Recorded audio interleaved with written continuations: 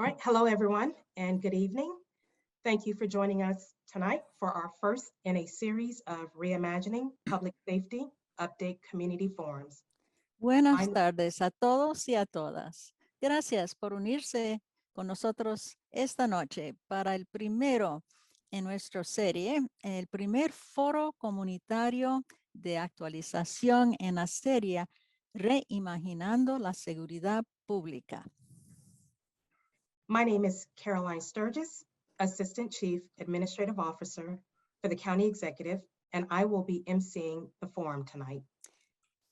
Yo me llamo Carolyn Sturgis y soy la oficial administrativa principal adjunto para el Ejecutivo del Condado. Yo estaré sirviendo de maestra de ceremonia para este foro. This evening's forum is being simultaneously interpreted in Spanish. You can hear the interpretation by selecting the Spanish interpretation icon located at the bottom banner of your screen. Este foro esta noche estará interpretado simultáneamente al español. Usted podrá oír esta interpretación mediante la selección del icono, o sea, el botón abajo en la parte inferior de su pantalla que dice Spanish Interpretation. We will give those a moment or two to transfer over to the Spanish interpretation.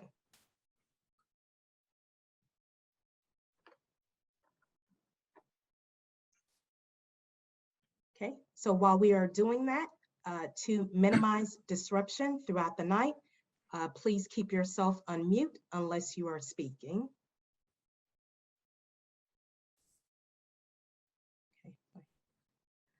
Tonight, we are joined by County Executive Mark Elrich and partners from county government and the community. Our agenda for tonight includes remarks from our County Executive, Mark Elrich, followed by additional remarks from Police Chief Marcus Jones of the Montgomery County Police Department, Bernice Merrique North, and Mark Moyer, who co-chaired the county's Reimagining Public Safety Task Force, and David Douglas and Dr. Ashley Burns of Effective Law Enforcement for All. Following a presentation from Mr. Douglas, we will then open it up for comments and feedback from the community. So let's begin with our County Executive, Mr. Elrich. So thank you all, and I really appreciate everybody joining us today for this update on the Reimagining Public Safety Initiative. So today we're kicking off what's going to be a series of updates for this initiative. As I promised everybody the last time we met, we're not finished with the report. More work's going to be done, and we will continue to keep people updated. But I'm especially thankful for those who are with me on the virtual panel, and will be offering remarks on this initiative as well. The history of this initiative goes back before I made my announcement last July launching the Reimagining Public Safety Initiative. After the shooting of Robert White and after a public meeting I held on policing in the county, we determined that we were going to seek more data from the department, but that we were also going to bring in expertise on how we rethink how we do policing in the county. Enough concerns were raised in that meeting and in previous discussions that we knew we had to take a deeper look at this, and that we could not, at least in my mind, deal with some of the issues in policing simply by reacting to incidents. It's pretty clear, and it's been pretty clear, that some of the things that we see as being wrong or policing that we don't want to see is not simply the action of individual officers, but actually the way people are trained and conditioned to carry out their jobs. And so getting deeper and understanding how we got to where we are and what forces reinforce things that we think are negative, as well as what forces reinforce things we think are positive. I thought that was important to try to get there, and that's what we've tried to do. So we did this before the murder of George Floyd. We had money in the budget for launching this study, and we had already asked the police department to begin accumulating a greater amount of data. We understood, as I said before, that if we had issues we needed to work on in the department, and we were going to do that. And so about a year ago, I stood in front of people and I announced that we're creating a task force and launching an audit of the police department. And that's the path that kind of leads us where we are. With the growing concern about incidents involving police use of force, racial and social injustices, as well as with issues regarding the structure and funding of police, this initiative was launched so we could have a thoughtful discussion and review our public safety efforts. It's clear that you can't legislate on individual issues, and in the face of specific events and in the moment they arise, we were never dealing with the underlying circumstances. In many of the cases, the actions that have grown strong reactions from people in our time are actions that were normal and trained for and expected. And basically, I would say overlooked, ignored, or just treated as just the way things are for way too long a period of time. We've tended to see everything in the light of individual actions, when in many cases, people were following a playbook. And even in the murder of George Floyd, the officer who murdered Mr. Floyd was actually training new officers. And when I realized that, it really made me think, what were those officers have learned had there not been camera evidence of how George Floyd was murdered? Because they were training people. What were they training them to do? It's pretty obvious where that would have led. And I think that's, a worst example, but I think it's indicative of some of the issues that we face. Since the last time I stood before you to provide this update, we've made progress with the Reimagining effort. Last week, we released the preliminary audit report prepared by Effective Law Enforcement for All. Today, the team of ELE4A will provide a presentation of its observations of the police department and recommendations for making this department a better department. The audit is not complete and will continue over the next couple of months, and I'm committed to being transparent and providing community stakeholders periodic updates on this. Last week, we witnessed an historic day for the county. The council confirmed 3 assistant police chiefs, including the first ever civilian chief. The new assistant chiefs will support the Police Chief Jones in ushering in what will be a new era for MCPD. And I'm especially excited about our first civilian chief. This chief will lead on working with the community directly to build relationships and greater trust in the community. Our residents deserve to have confidence that the MCPD department, the Montgomery County Police Department, is here to serve and protect everyone, no matter what neighborhood they live in and what zip code they live in. Today, we announced the launching of the Reimagining Public Safety online dashboard that tracks the progress of the initiative, including the work we're doing to meet compliance of the Maryland State Police Accountability Act, our response to the Reimagining Public Safety Task Force recommendations, and we will track our progress with the MCPD audit recommendations. All of these action items total about 280. Should be quite an interesting dashboard, and we're committed to making our progress transparent to the public via this online dashboard. One aspect of the Reimagining Public Safety Initiative that I felt was essential in order to make real change was the need for an independent audit. I wanted a comprehensive evaluation of our department, including review of policies, procedures, and practices to identify, evaluate, and recommend structural and systemic changes necessary to achieve reform and innovation within the department. So that's why we partnered with Effective Law Enforcement for All, a well-known and experienced organizations that's conducted audits like this around the country, and they've come to assist us in our evaluation of our police department. The report reflects many of the themes we saw from the Public Safety Task Force that was released earlier this year in February, which recommended a range of programming and policy initiatives for us to consider as we advance our public safety and racial justice strategies. I wanted to thank the task force co-chairs, Bernice and Mark, for being here tonight and for your work in supporting this initiative and for the hours and hours that you put into this. This audit evaluated the police department's leadership, education, accountability, and practices. The preliminary findings of this audit recommend changes to the organizational structure of MCPD, its internal affairs system, including approaches to handling the use of force, mental health response, recruitment and hiring, and assessment of the training academy. The findings indicate a greater need for accountability in our processes and procedures, as well as changes in training and tactics. So it points us in the direction of the things we are going to need to change, and those are the things that we will be moving on as quickly as possible. While concerns about police use of force are often framed as racial, Black, brown, and blue, it is important for us to recognize the intersectionality of race and mental health crisis in police use of force. We've witnessed tragic cases where the use of force involved Black or brown people involved in mental health situations, and we did not have adequate resources to address those situations. That is why the reforms recommended in the preliminary findings of the audit are focused on strategies that have officers better equipped to address situations where mental health may be a factor, thus minimizing the need for force, as well as reducing the number of incidents that create community concerns about bias and excessive force. Our budget already contains an increase in mental health supports that would be available to address these events. And hopefully this is our first installment in moving that forward. It was really clear that with one crisis intervention team, the odds of that team ever arriving in time to a place where they might be needed were pretty much slim and none.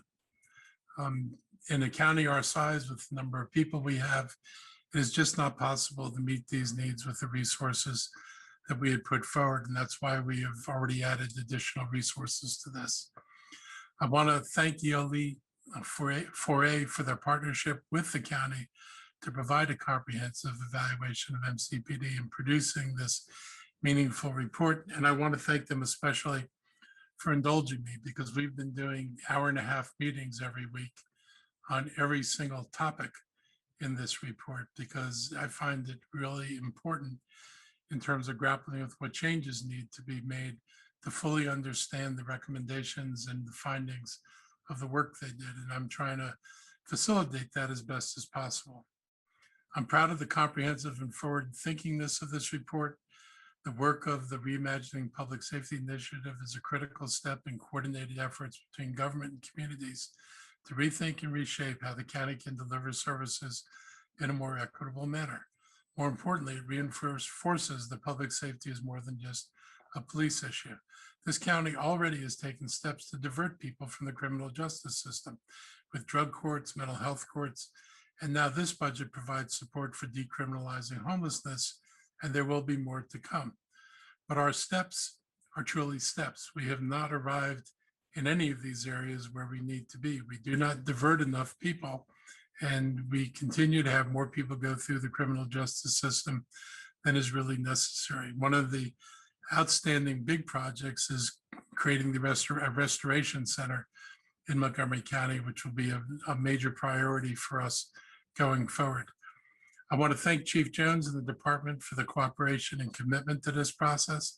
They've provided the information the ELE 4A needed to do their evaluation. So today's an important step forward as we make these efforts to reimagine public safety and our police department. There's a lot of work to do to finalize the audit, but I'm excited about the progress. Montgomery County has had a good police department, but there sure are areas where we will need to embrace change. Good is not good enough. Measuring oneself against departments that I think are frankly pretty scary out there is not a sufficient measure of what we do. We need to be good by our standards, not by comparison to other people. The report will not be something that gets filed on a shelf, but rather will become a blueprint for action. I've asked ELE 4A to give me not just a report with a set of general recommendations, but with specific suggestions for things that we can implement quickly. This report provides evaluations of what we're doing and includes what is good, while not sugarcoating what needs to change. We recognize at the outset the need for outside assistance in this evaluation, and it's been helpful to have the evaluation done by people who have some distance from what and who is being evaluated. This would be true with any organization, whether it's the police department or any county government department. It is helpful to get people who have some distance from the subject matter and the subjects in terms of evaluating what our performance is. Any good organization has to be able to look at itself. It has to be willing to seek to determine what changes need to be made to keep it current and address future challenges and current challenges that it's facing. And that's what this audit is about, the future. We're a diverse county, and we need to ensure that all our residents have confidence that the people who are sworn to protect them will do just that. I'm confident this audit and other steps that we will take will get us there. Reimagining is not a buzzword.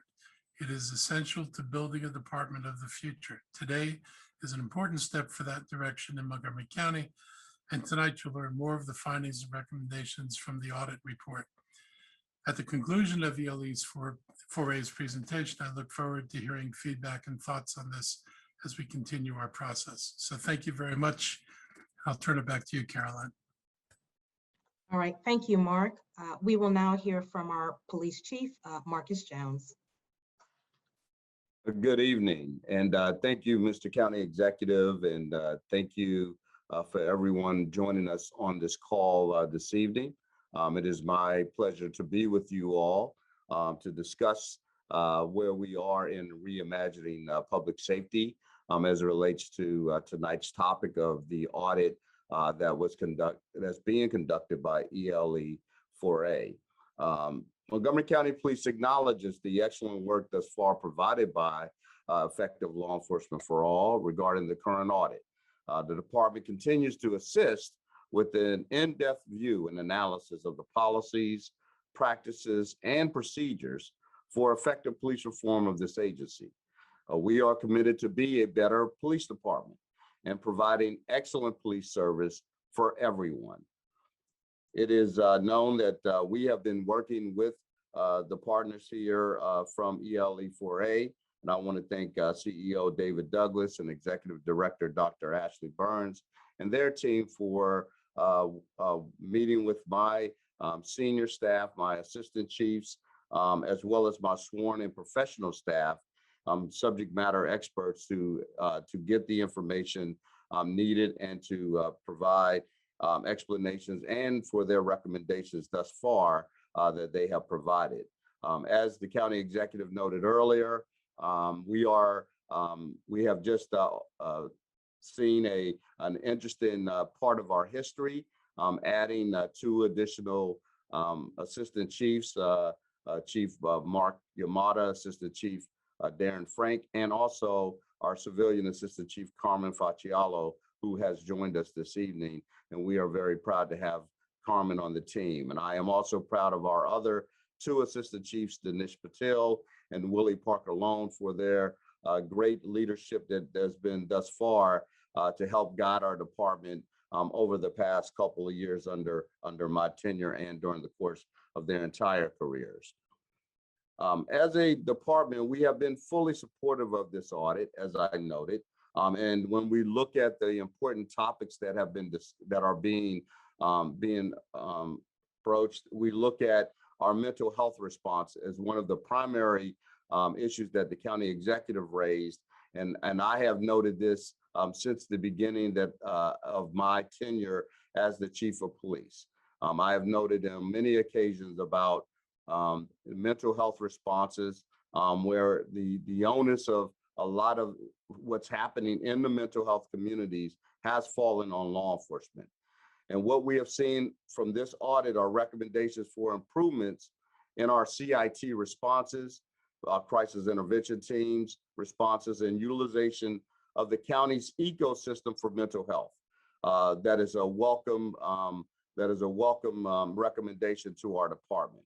We seek these improved policies and the capture of data sets for better evaluation of our responses to these types of calls for service or redirection of calls. This will improve our overall response and support in the coming months and years.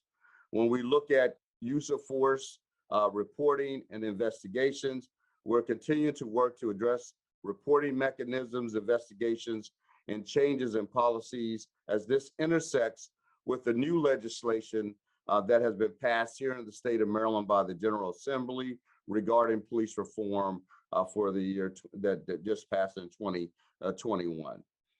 As it relates to training, we are working towards constant improvements in overall training and improved processes as we continue to complete our path to a guardian culture.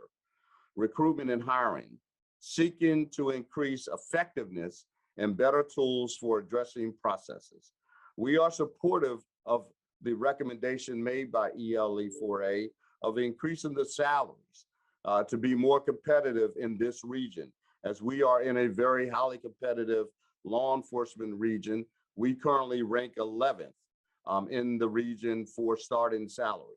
And it is a major barrier for us to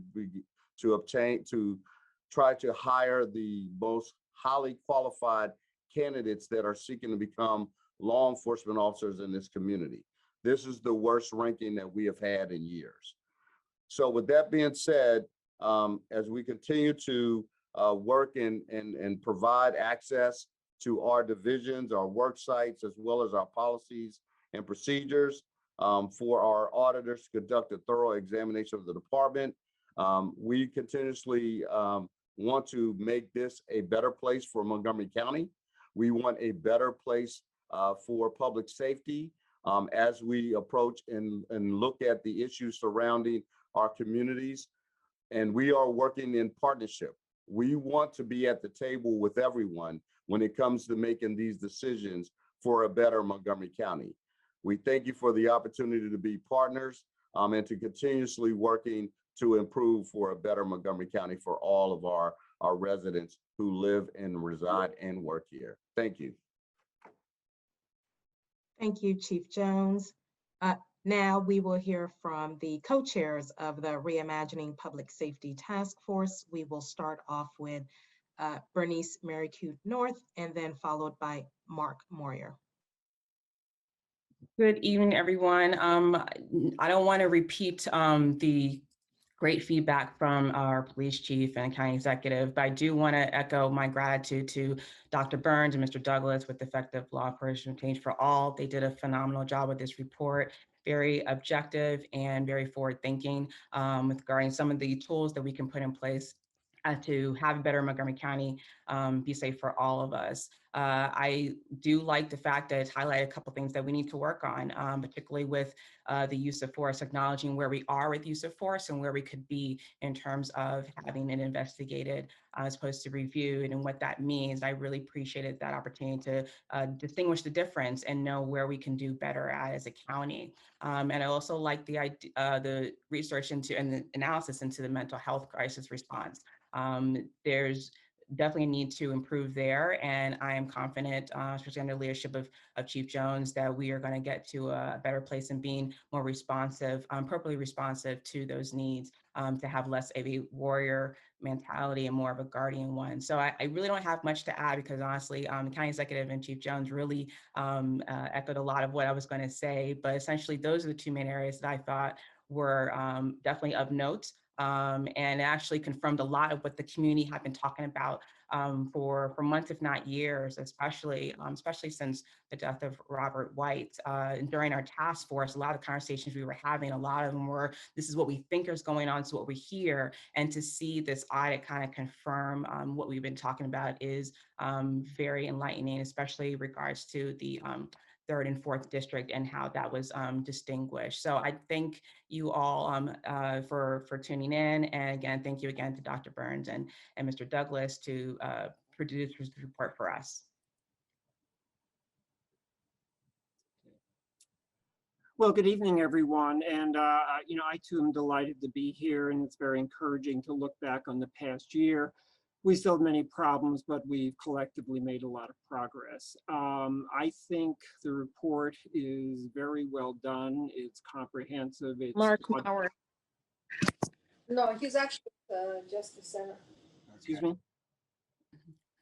Keep going, Mark. Okay. The report is comprehensive. It's thoughtful. It lays out a very clear agenda, I think. So it's really a pleasure to look through it. I want to offer a handful of suggestions to the consulting group moving forward, and perhaps things to incorporate in your final report as you do more work. And these are in the two basic areas: one, racial equity, and secondly, sort of lessening any of the harmful impacts of the criminal justice system. On racial equity, you know, one thing I thought initially reading through the executive summary is that you've done yourself a disservice, I think, by not highlighting some of the work you've done. When I looked at the executive summary, it's very well done. There's very little discussion about racial bias, racial equity in that part of the document. And then as I looked through the report, you've covered it very nicely in many other places. And just thinking ahead to those readers who will only get to the executive summary, it seems to me you want to make it clear and front and center that this is a key goal of this entire project and that this flows through the whole document, through the whole process. So just to incorporate some of that. Secondly, on racial equity, we've got scores of recommendations for better policing, and we assume better policing, you know, should lead to challenging racial equity issues and problems and alike. But I think some recommendations, some areas of work are more likely to have an impact on racial equity than others. The other ones will lead to better policing, better public safety, that's good. I think to the extent that either you have data or good hunches or assessments from your conversations about which of these recommendations might be most likely to have an impact on racial equity, I think that would be very helpful to the county in trying to move forward as the county tries to prioritize which of the pace at which recommendations will be adopted as well. One small part also on racial equity in the section on recruiting and training law enforcement officers, you've got a nice short section that talks about adverse impacts, and essentially it's looking at policies that are race neutral on the surface, but may have what we could think of as unintended racially disproportionate effects in practice. And you talk about the need to be cognizant of that in the recruiting and hiring and training process. I would suggest that should apply across the board to any changes that we're talking about in policing and, in fact, the entire criminal justice system. You know, we have examples over time, the sort of infamous federal crack cocaine sentencing policies adopted in the 1980s. Those were as race neutral as one could want to see on the surface, but we didn't have to dig very deep to see the tremendously disparate effect that they would have. So just to alert all of us to be looking at these kinds of issues as we move along. On the impact of the criminal justice system, trying to lessen any of the harms that can come from that, I was also struck by some of the mental health discussion and data. I think in one section, there's analysis that suggests that 21% of law enforcement time is spent on mental health issues. That's a pretty dramatic figure right there. And it gets deeper, as Mark Elrich has noted, you know, the disproportionate, the imbalance between law enforcement mental health resources is quite severe in many cases, so much so that it seems that well-intended police officers are booking people into the jail in order to get them a mental health assessment. And that's certainly the right thing to do given the resources at hand, but that's hardly an ideal way to try to get at the problem. So I would encourage, you know, to continue the work that's being done there. In our task force work, one issue we looked at was street level diversion and decision-making opportunities. So in part, the county has a policy of issuing citations in lieu of arrest for certain kinds of behaviors. I don't know if there's much data on that. I think it would be intriguing to try to get whatever data, or at least conversations about how often that's being used, in what kinds of cases, what are the racial ethnic outcomes of that look like? Is there potential for expansion of that?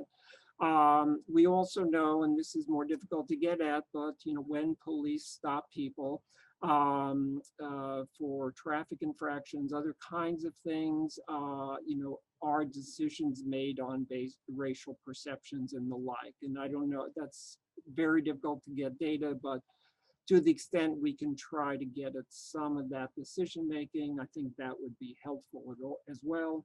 And finally, the whole issue of community policing, the new initiatives that are coming through. Virtually every police department in the country will state that they're doing community policing, but the degree to which they're committed to it, the sophistication with which they do it, what the actual engagement looked like, it's a tremendous variation there. And I think the county should strive to be a leader in how it does its community policing, what it's trying to accomplish, and really make it very problem-solving approach to dealing with behavioral issues that can hopefully avoid excessive connection with the criminal justice system. Finally, it goes without saying, but I'm going to say it anyway, the success of any of this obviously rests on how well implemented these changes are done, the ongoing oversight by county agency staff, political leadership in the community, and evaluation. We have lots of good ideas. Some of them turn out to work well, some of them don't. So it needs to be an ongoing dynamic process to make sure we get the best outcomes. So thank you again for all this hard work. I look forward to the conversation, and I think it gives us a lot of groundwork for moving forward. Thanks. All right, thank you, Bernice and Mark. Now, at this point of the agenda, we will hear a presentation from Effective Law Enforcement for All. Tonight, we are joined by their President and CEO, Mr. David Douglas, as well as their Executive Director, Dr. Ashley Burns. So I will start presenting. Dr. Burns or David, if you can just give me the thumbs up or indicate once you are able to see my screen. I'll do that. Thank you, Carolyn. I'll start us off while you're pulling up the screen first to actually thank the county and thank all the people who have participated in this process and are joined, and those who have joined this meeting this evening. We really are very appreciative that we were selected to work with you on this important project. Beyond that, however, we've really been impressed and inspired by what we've seen. For those who don't know, Effective Law Enforcement for All, we are an organization dedicated to the mission of working with communities to bring together the public and police and civic leaders in the belief that through open dialogue and honest listening, communities could achieve a shared vision of public safety-oriented policing. And you all have really proven that that can work. You all collectively have really walked the talk at every level, from the public task force that we were honored to support under the leadership of Bernice and Mark. There were in-depth searching discussions about issues in the county. It provided a great foundation for our work to inform the audit that we then conducted and that we'll report on to you this evening. I want to thank Mark for setting the spirit of the evening, giving us feedback, because that is a large part of the purpose of this meeting, to receive feedback from all of you that we can all consider as we go forward. I do want to thank Chief Jones and the Montgomery County Police Department, as County Executive Elrich's remarks and Chief Jones's remarks, and they have embraced this project. Chief Jones has shown great leadership. He's worked with us. Everyone on his team has worked with us. We've had not just access, but real collaboration, real exchange about a vision for policing in Montgomery County that emphasizes public safety. And that's been truly rewarding. And of course, I want to thank County Executive Mark Elrich for leading this. As he remarked, he has spent hours with our team really getting into the weeds of our findings and our recommendations, and he's been clear that he's been anxious to do something, not just to get a report, but to get actionable recommendations that the county can make use of. And I've joked about the number of meetings our team has had to cancel because he kept us over time, peppering us with questions. But really, through the Public Task Force, Chief Jones, County Executive Elrich, they've really been sort of engines here that will hopefully, and I am confident, will help us really implement some of the recommendations we're about to describe for you. I think we can go to the next slide, Caroline, and give you just a brief overview of our process. So we started with interviews and reviewing documents. We then began to look at the department's, MCPD's organizational structure and its policing practices. And we looked at its policies and accountability systems. We've looked at education and training. We've looked at leadership and management, or we'll be looking at leadership and management, and we'll also be turning to data systems, innovation opportunities, community engagement, and other practices. So we're pretty far along with our process. We're just going to review with you at a fairly high level our core findings this evening. We can go to the next slide. And what we'll be reviewing tonight are findings in the area of mental health response, use of force, internal affairs, an early intervention system. We'll describe what that is. The department's education and training policies and practices, and its recruitment and hiring practices. You'll notice there that mental health response and use of force are bold, because the truth is those are really the two areas of policing that have been of most concern in the county. We know that from what people have told us. I can say I know that because I'm a resident of the county.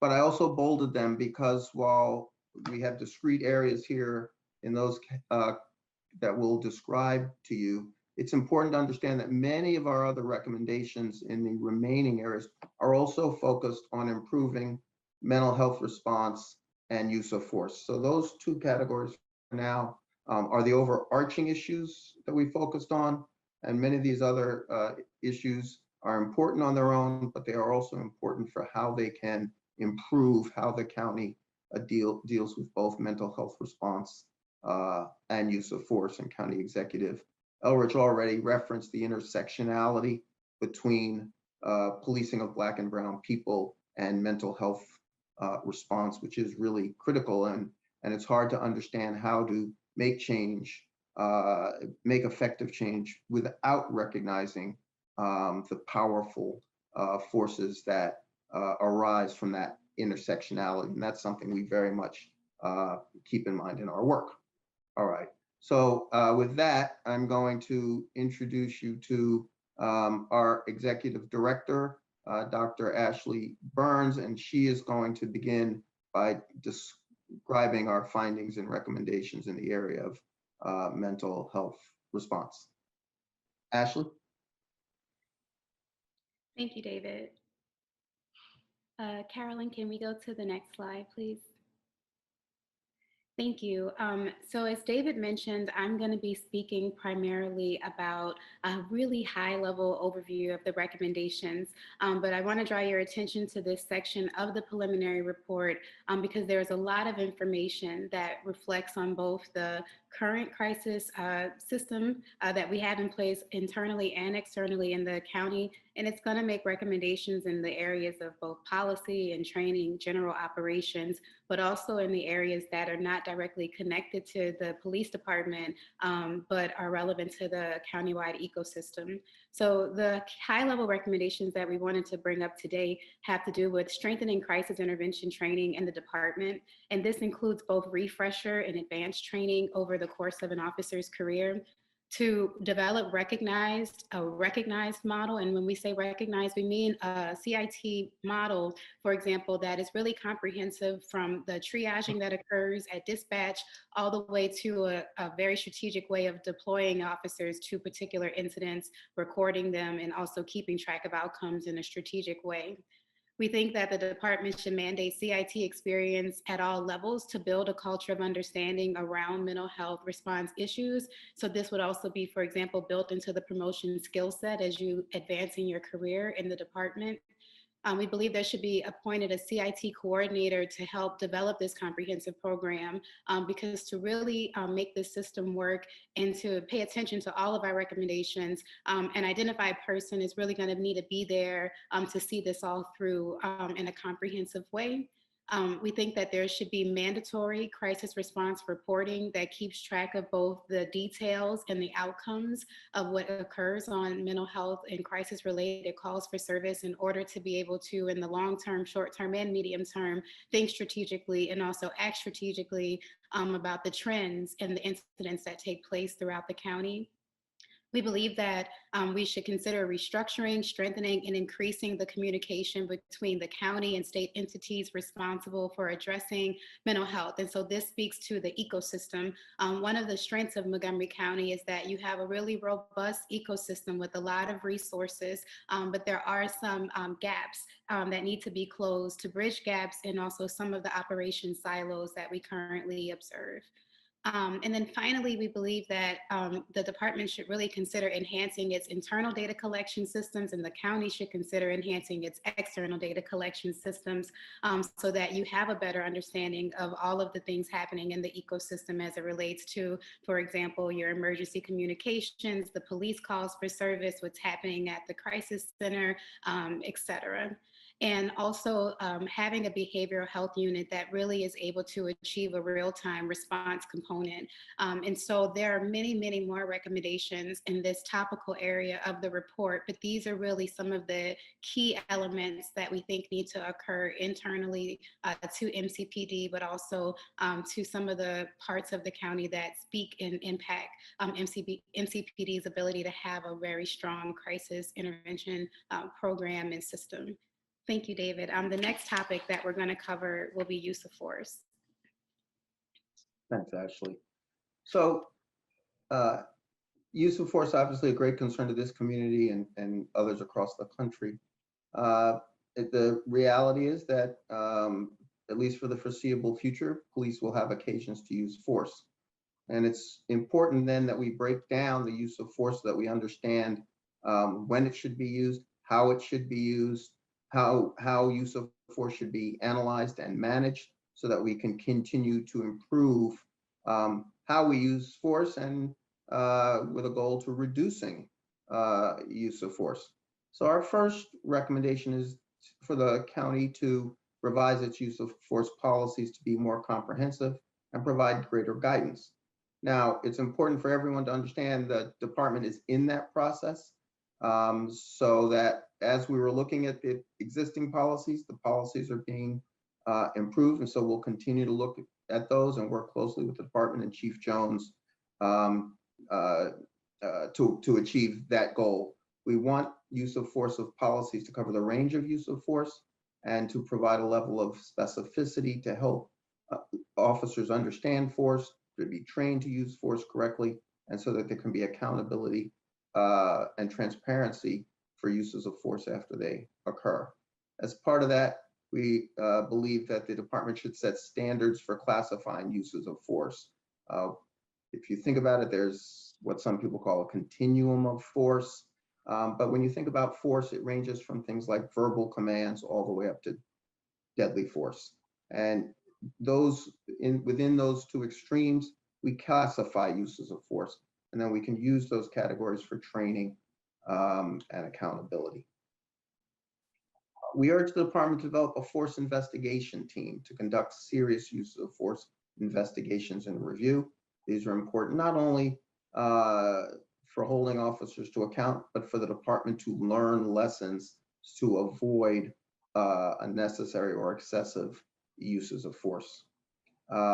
Similarly, the department has an internal investigations review panel. We urge it to expand its work to evaluate opportunities to improve policy with respect to use of force by reviewing use of force incidents and seeking to learn whether there are lessons to revise policies, training, address equipment or tactical concerns. Y asuntos prácticos.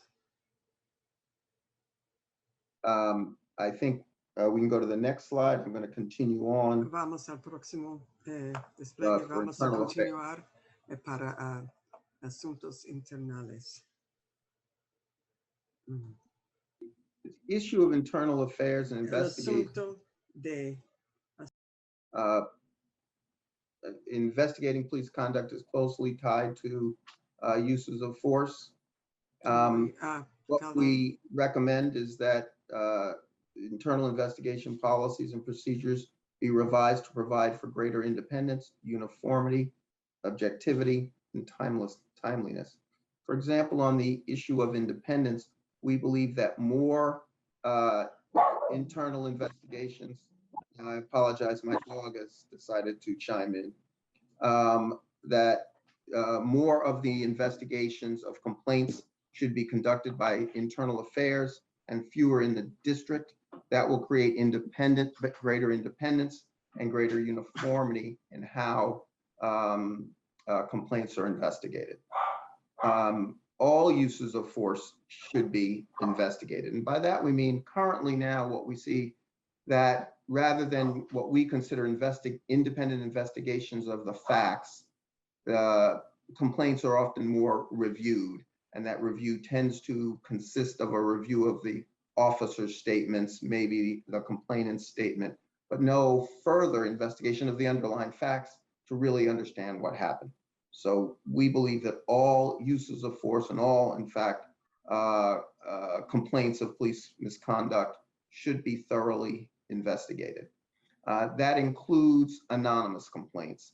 Currently, anonymous complaints are not investigated. Certainly, there are some challenges sometimes to investigating anonymous complaints, but sometimes there's ample evidence to investigate a complaint and reach a determination as to whether it's founded or not. So the mere fact that it's anonymous should not be a reason not to investigate. We also believe that complaints should be classified based on the allegation made.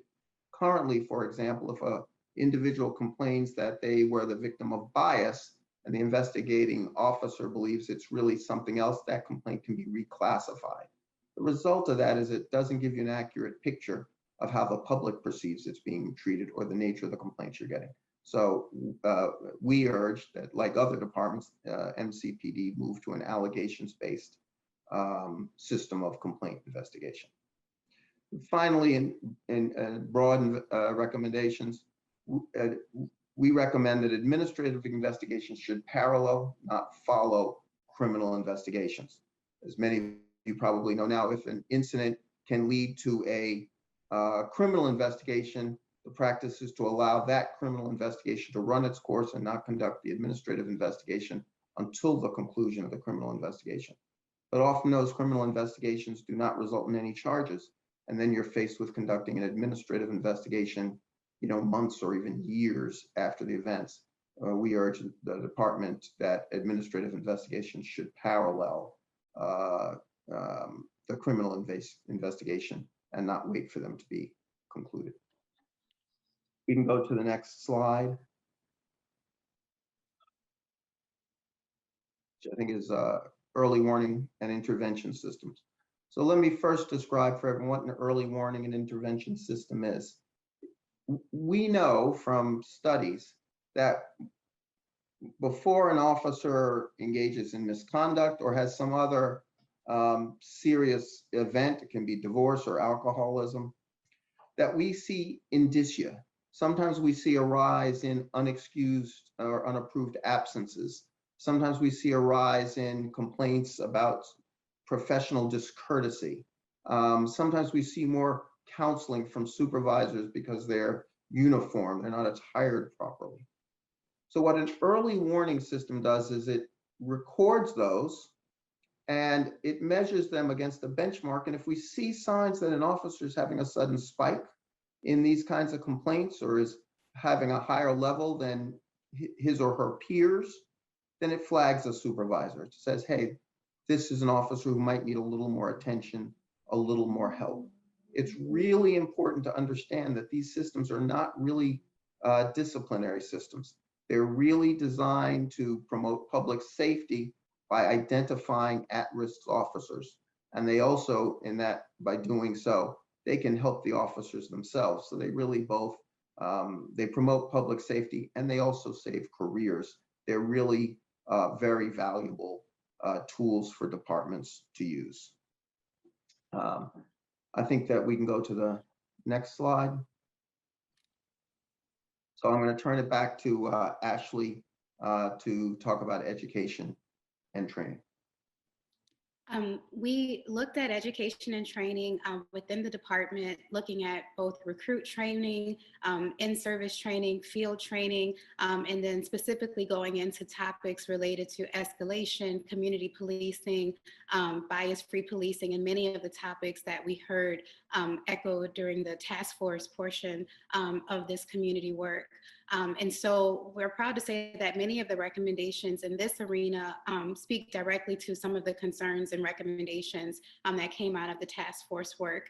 So again, this is another area of the report where you'll find a lot of information. And so what we've covered here tonight are just some of the high-level recommendations.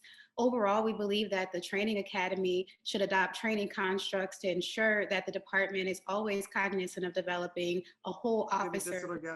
Un oficial completo que puede ser herramienta. So for example, we believe that kind of separating out your tactical training from your human relations training in these buckets, it's not the most effective way of being able to problem solve and think fluidly when you're interacting in a situation in the field. We believe that training should reflect the Guardian culture. Again, this is somewhat tied to the way training is facilitated and that initial thought, like I said, about having a more human relations-based approach to thinking about training and not just a tactical focus all the time. To do this, we believe that the Academy should really strategically and intentionally incorporate the pillars of procedural justice in 21st century policing, speak directly to contemporary issues of bias-free policing, cultural diversity, and de-escalation elements throughout the training curriculum as a whole. We don't think that these topics should just be identified in certain lesson plans, that there should really be a common stream of elements of what will make an amazing MCPD officer that's really informed by the community and best practices and also contemporary needs in your community. And that those elements then are woven into multiple areas of the curriculum and in service and field training and not just taught in specific courses alone. Also, we think that there should be more peer intervention training within the department. That we should also see the department strengthen supervisor training, particularly in these elements of human relations training, communication, being able to speak to people.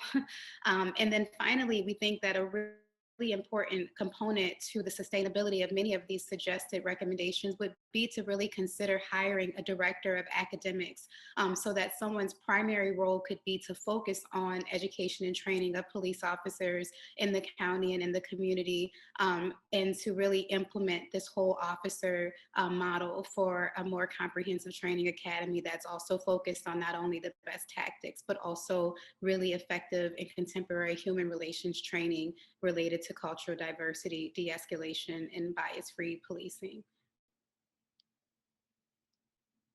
The next topic that we're going to cover, and this will be our final topic for this evening, is recruitment and hiring.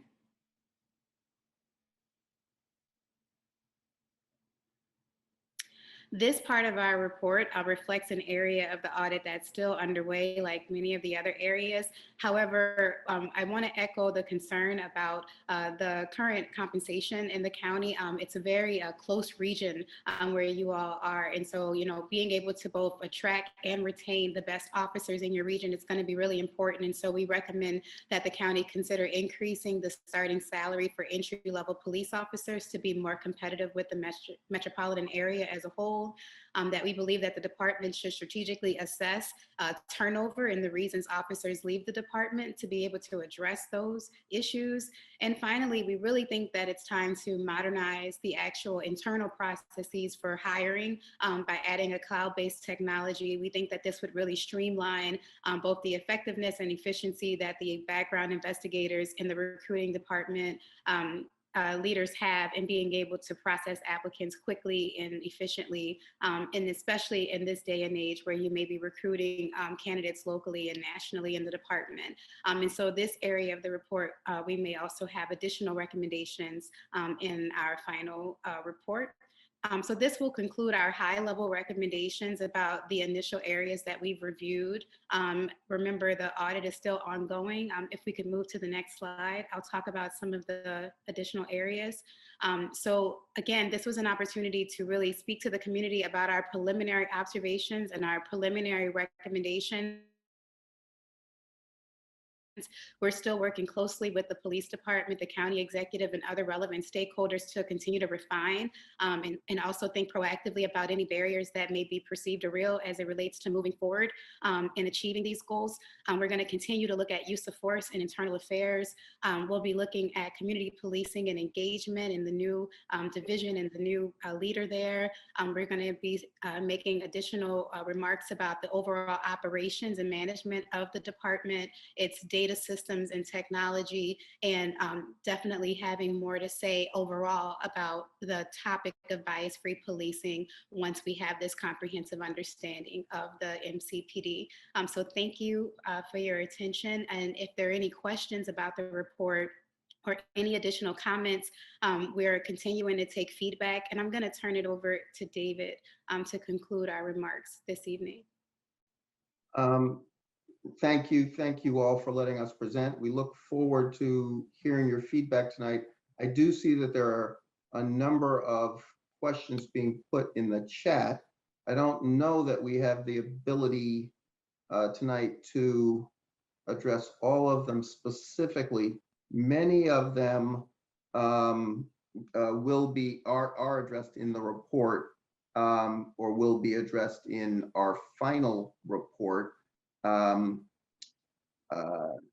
So we appreciate the questions. We'll make sure that we incorporate them, keep them in mind, and incorporate them as we go forward. So thank you all very much.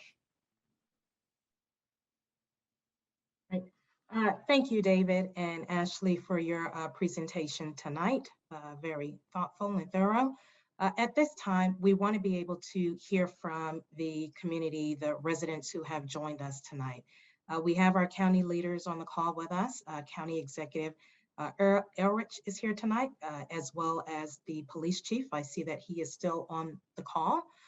So we will allow folks to speak. We are dedicating 2 minutes to everyone to make comments. We will not be answering questions, just to allow as many people to speak so we can hear from as many voices as possible. As we mentioned early on, this broadcast, this event is being simultaneously interpreted in Spanish. So if there are any Spanish-speaking individuals who would like to speak, if you could kindly send me a direct chat. You can either write ES or Espanol. I will grab your name and I will put you on the list and ensure that we give you the opportunity to speak, as well as interpret your comments so everyone can understand your feedback and your comments. So for those that are speaking in English, if you would raise your hand, and if everyone would follow those raised hands, then you will know what order I'll be calling your name in. So once again, we are allowing 2 minutes for you to provide comment or feedback. And so with that, you may begin raising your hand and I will call on you and allow you to speak.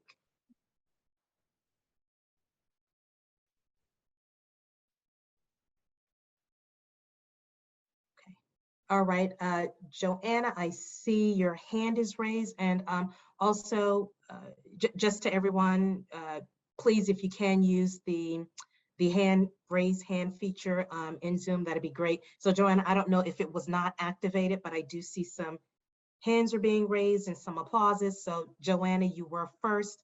So please go ahead with your comment or feedback. Thank you. I appreciate all the work that was done.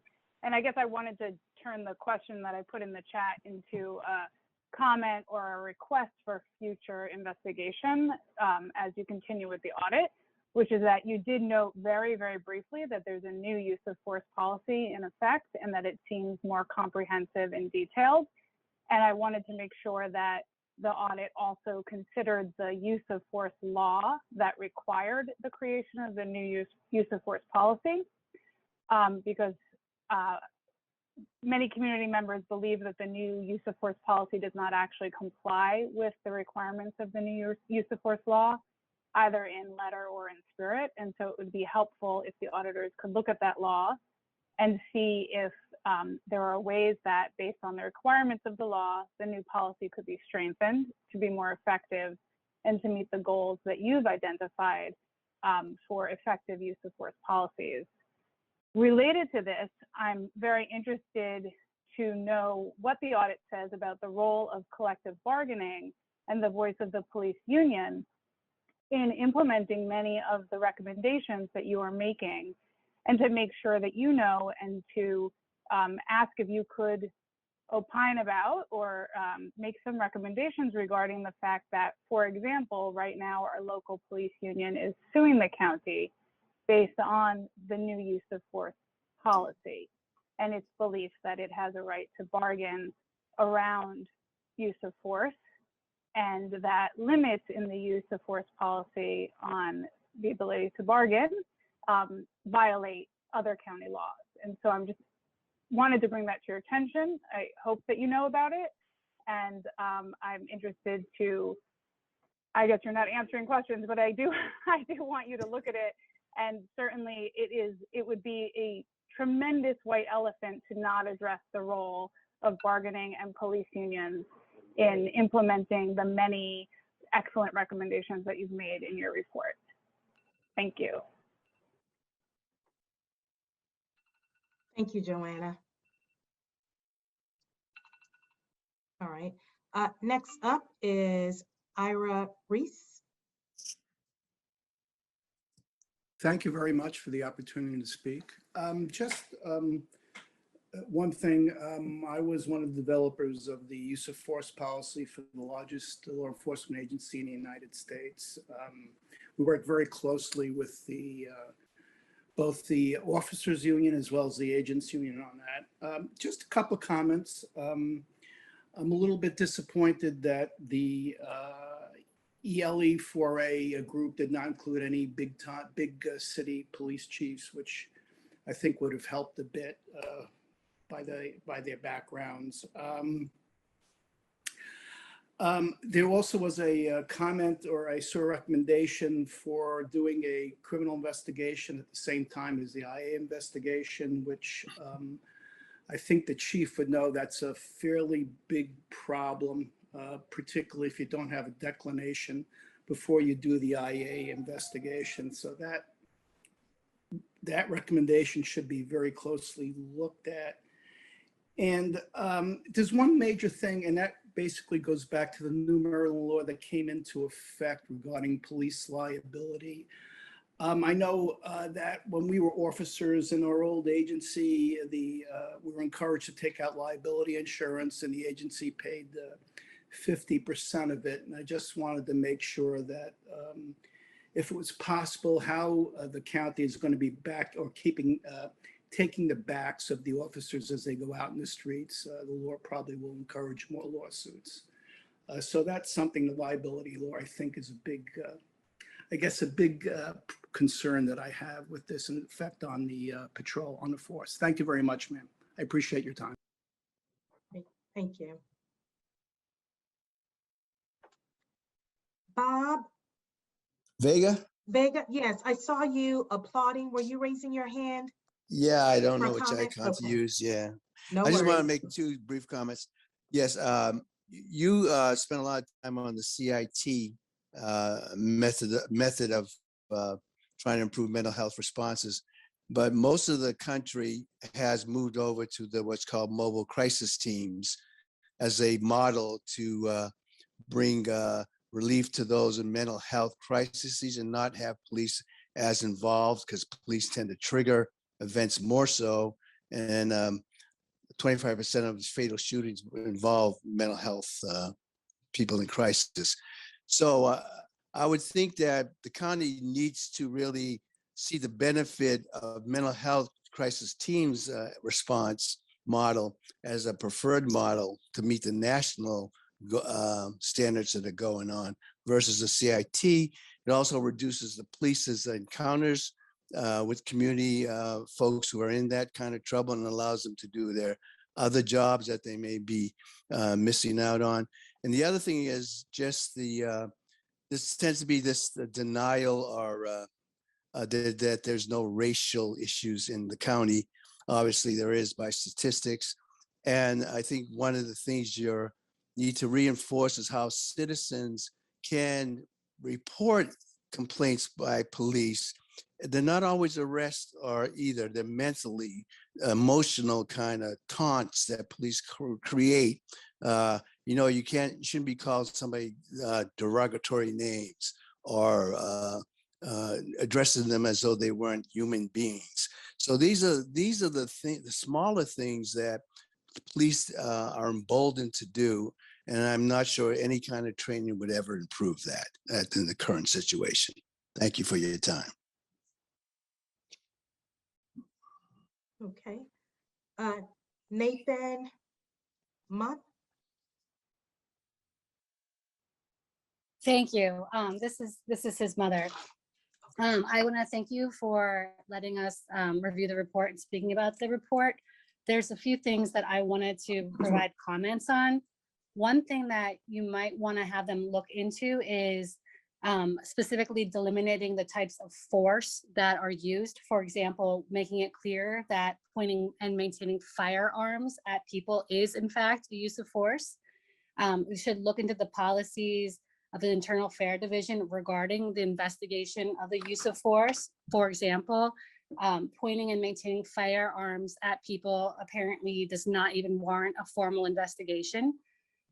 They should look into execution of search warrants and how the police carry out the search warrants, including whether or not there is uniformed officers present or whether or not all of it is done by undercover agents. And also look into the policies of the academy about execution of search warrants and whether or not it is actually taught that it is always reasonable to maintain firearms pointed at people in all situations when executing a home search warrant. Thank you. Thank you. Next up, is it Ilhan? Ilhan, thank you, Ilhan.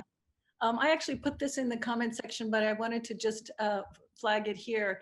And it seems to me that this is rather low-hanging fruit because in terms of MCPD hiring, the requirements are an associate's degree or 60 college credits or 3 years of active military service. Well, you have an issue where PTSD, in another section, you point out that troubled officers very often suffer from PTSD, and yet active military services officers are given preference. And it seems to me that that in itself should be a flag, that people who are coming from active military service should undergo some kind of evaluation for PTSD. And then again, a year later, again, undergo another evaluation for PTSD, because this is something that we know returning vets suffer from. So it seems to me that that would be a low-hanging fruit situation.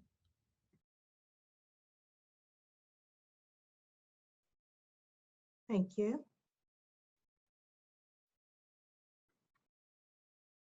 Okay, I don't see any other hand raised using the hand raise feature.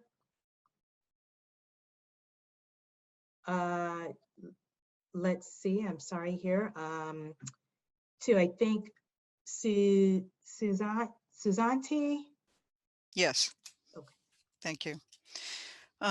Just a couple of things. One is stakeholder gets referenced in the full report several times, but there's no clear definition as to who that includes. And I'd like some reassurances that it's going to include people from the civilian side. It's specifically mentioned under mental health.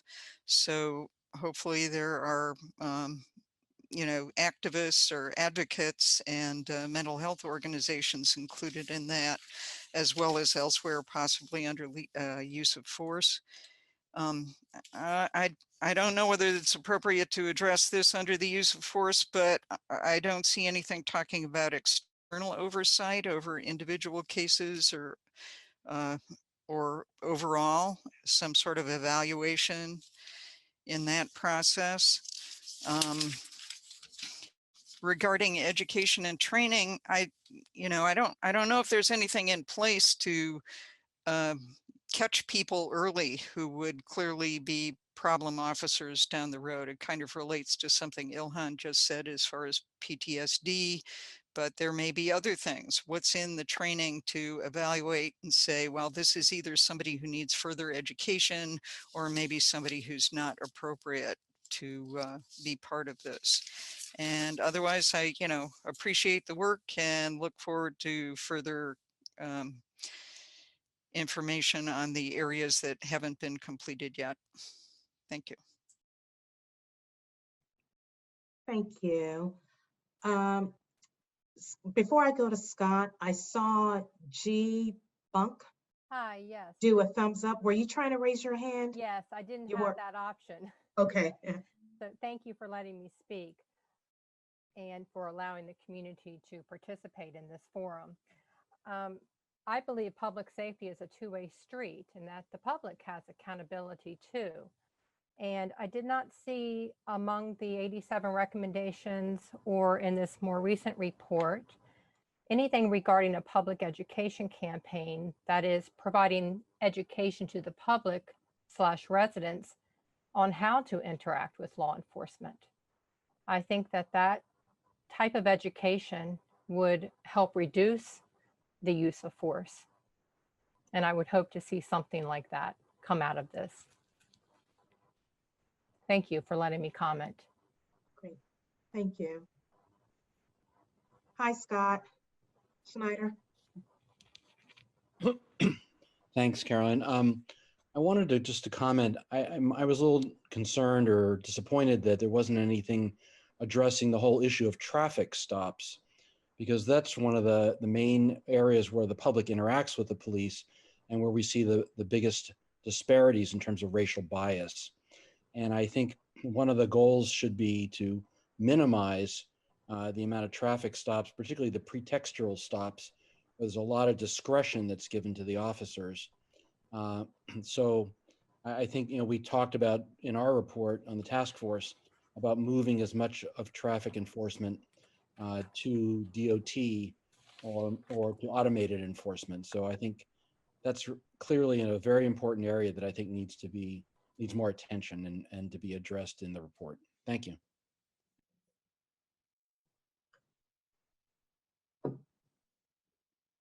Okay. Thank you. Bob Vega, did we hear from you? Is that a holdover? Your hand? Yeah, no, I need to say one more thing.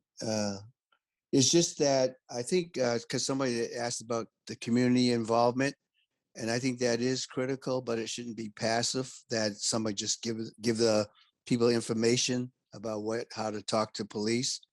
I think most people know that, but I think it's the other way around. Think about George Floyd.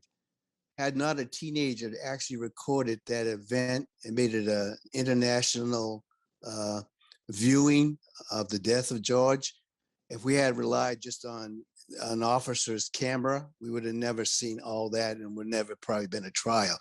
So I think how you encourage the community is, yes, it's your responsibility also to make sure police behave properly and that their social media, they videotaping police in action where there's bad behavior should be sent to some place, again, that impartial party that looks at these behaviors to see that it's the citizens' responsibility also to be more actively engaged in monitoring police. And they shouldn't be punished for that either. That's all. Thanks again. Thank you. Okay. Going through here, I don't see any additional hands raised. Go through my screen, see if anyone is waving at me.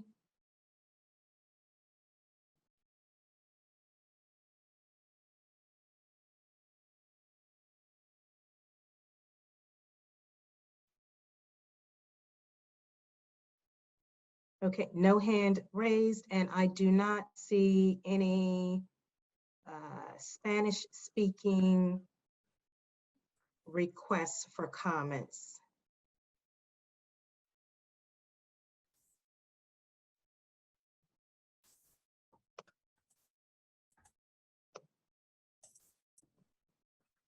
Okay, oh, I'm sorry. Ilhan? Ilhan. Okay. Okay. I just wanted to, we had, I'm part of SSJC, and we had some document where people could pose questions. And there was a question on there that I'm just going to pass along. And the question involved body worn cameras. And they were wondering why the report didn't say that body worn cameras should be issued, should be required for every officer issued with a weapon. Or at least when, whenever it's at all possible that they should be on. So that was a question. Okay, thank you. Maybe I can jump in to tie to a broader point. That actually is one of our recommendations. And more generally, we really appreciate this feedback from Ray. Ashley and I have been taking notes. Many of the comments or the spirit of them are addressed in current recommendations. Some will be coming.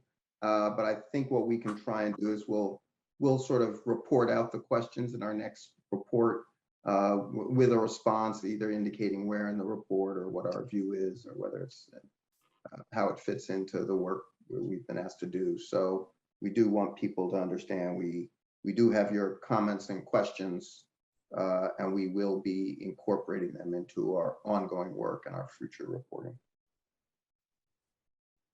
Okay.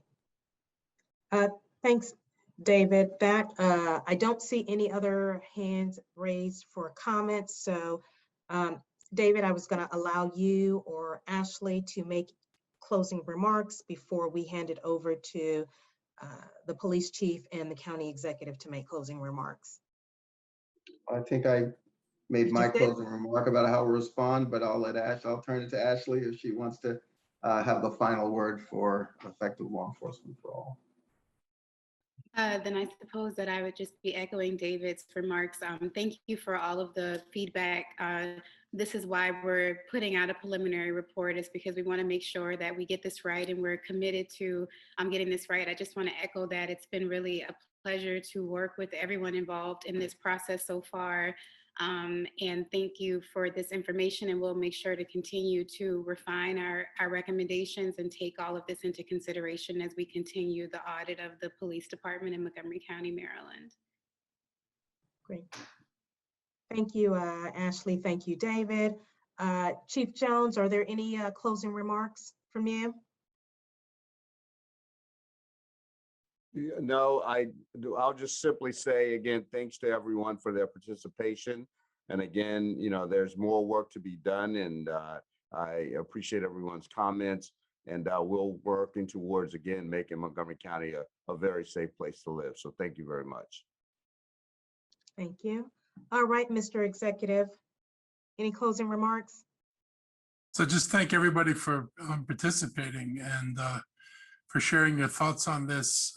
We are, as David mentioned, both at his level and at my level, looking at things that can be implemented, and some of which address some of the concerns that were talked about tonight. Things like what in the police department could you automate? I actually had an interesting conversation with somebody who's doing that process in another city in this country. And I'm going to look forward to follow up on that discussion. So some of these things are in process. And then there are other things that are recommended in this report that will be filled out and completed over the next few months. I think that it's going to leave us with the kind of blueprint we need for action. I really do want a playbook, not simply a report. I don't want something that we have to try to figure out how we're going to implement it. I want something that's clear enough and with direction enough that we know what it is we need to implement. And that is what I plan on getting out of this process. And that's what I plan on bringing forward as we go through the rest of this year over the next few months. So again, thank everybody and stay in touch. Great. All right, thank you, Mr. County Executive. That concludes our agenda for tonight. Want to echo what you have already heard. Thank you so much for taking time out of your schedule to join us tonight. This was the kickoff in a series of quarterly forums that we will have, providing an update on the Reimagining Public Safety Initiative. Tonight, we spent a lot of time talking about the preliminary audit report of the Montgomery County Police Department. In future forums, we would also like to spend time discussing the county's efforts and moving forward with the 87 recommendations that was delivered by the Reimagining Public Safety Task Force, as well as the progress we're making with the recommendations that have come out of this audit. And finally, the county's effort in moving forward with the reform actions that came out of the Maryland General Assembly underneath the Maryland State Police Accountability Act. So there is quite a bit of work happening within the county, and it is our goal to keep the community updated on our progress. So once again, thank you so much for your time tonight, and I wish everyone a safe evening. Thanks all. Good night. Good night.